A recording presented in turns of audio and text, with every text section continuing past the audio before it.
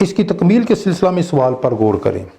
مستقبل کے بارے حتمی سچائی یہی ہے کہ مسیح خداوند ہماری زندگی ہے۔ مستقبل کے بارے میں ہم کچھ زیادہ تو نہیں جانتے، لیکن اس قدر زیادہ جانتے ہیں کہ مستقبل مسیح کے ساتھ بسر ہونے والی زندگی ہے۔ دیکھا گیا ہے کہ کچھ لوگ مستقبل کے بارے بات کرنے سے گریز کرتے ہیں۔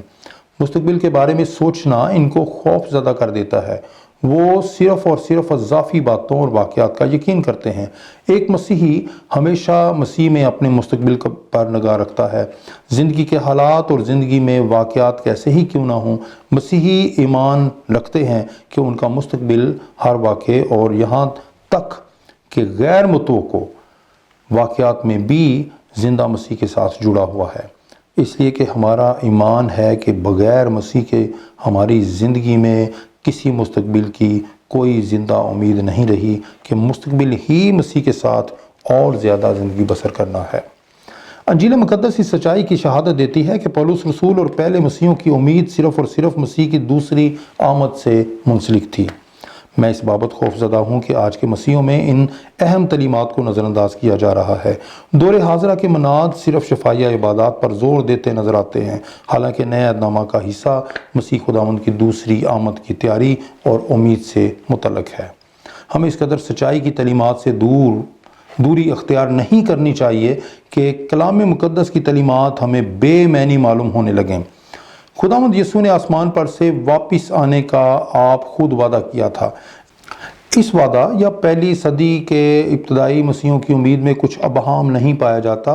خداوند یسوع نے اپنے پیروکاروں کو یہی تعلیم دی تھی کہ ہمیں ضرور اس سچائی کو یاد رکھنا ہے کہ خداوند یسوع آج ہی زمین پر واپس آ سکتے ہیں، لیکن درست وقت اور دن کی بابت آگاہی کا نہ ہونا ہر وقت مستعد رہنے اور امید پر قائم رہنے کی تلقین سمجھا جانا چاہیے۔ مسیح کی دوسری آمد ہی مسیحوں کے لیے مسیح کے ظہور کا وقت ہوگا کہ ہم بھی جلال میں اس کے ساتھ ظاہر ہوں گے۔ پالوس رسول تو پہلے ہی اس بابت کہہ چکے ہیں کہ ہم مسیح کے ساتھ خدا میں محفوظ ہیں۔ یوحنا رسول زندگی کی بابت بیان کرتے ہیں کہ ہم بدل جائیں گے۔ عزیزو، ہم اس وقت خدا کے فرزند ہیں اور ابھی تک یہ ظاہر نہیں ہوا کہ ہم کیا کچھ ہوں گے۔ اتنا جانتے ہیں کہ جب وہ ظاہر ہوگا ہم بھی اس کی مانند ہوں گے، کیونکہ اس کو ویسا ہی دیکھیں گے جیسا وہ ہے۔ پہلا یوحنا 3 باب 2 آیت۔ ابتدا ہی سے ہمارا یہ مقصد رہا ہے کہ ہم مسیح جیسے ہوں، اور یہ اس وقت عمل میں آئے گا جب خداوند یسوع کا ظہور فرشتوں کے ساتھ بادلوں پر ہوگا۔ مسیحوں کی مستقبل کے بارے میں توقعات صرف اور صرف مسیح خداوند میں پائی جاتی ہیں۔ نہ صرف وہ ہماری زندگی کا نقطۂ آغاز ہے، بلکہ وہی ہماری اس مختصر زمینی زندگی کا نقطۂ اختتام بھی ہے۔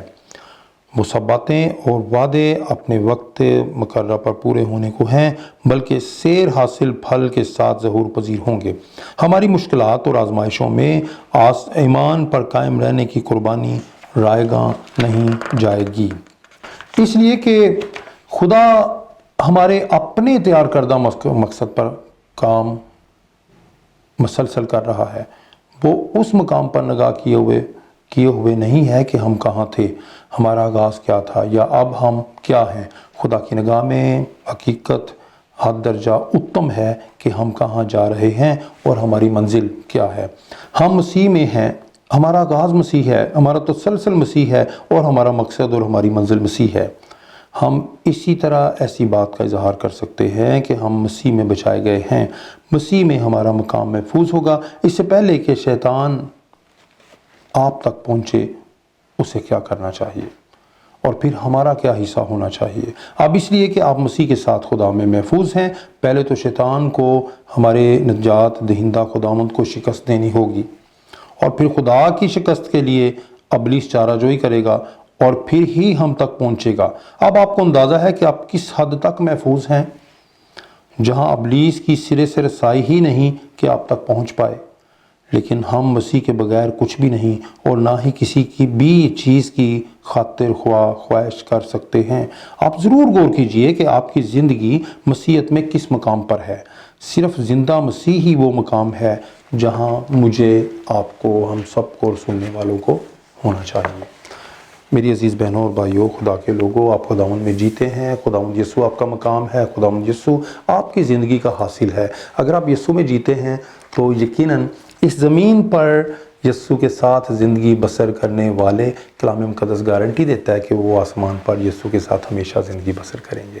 مجھے اجازت دیجیے، میں نے اس پیغام کو اپنے دوست ریورنڈ بلیک ویسٹن کی کتاب میں سے کھلے آسمانی دریچے سے پڑھا۔ میرے دوست بلیک ویسٹن جن کی عمر 86 سال ہے، جو 30 سال امریکہ اور 34 سال جاپان میں خدمت انجام دیتے رہے ہیں، میں ان کی جانب سے بھی، ان کے خاندان کی جانب سے بھی آپ کو سلام پیش کرتا ہوں۔ Pastor Ishaq Khokhar, Pakistan gospel network, Karachi studios. Blessings.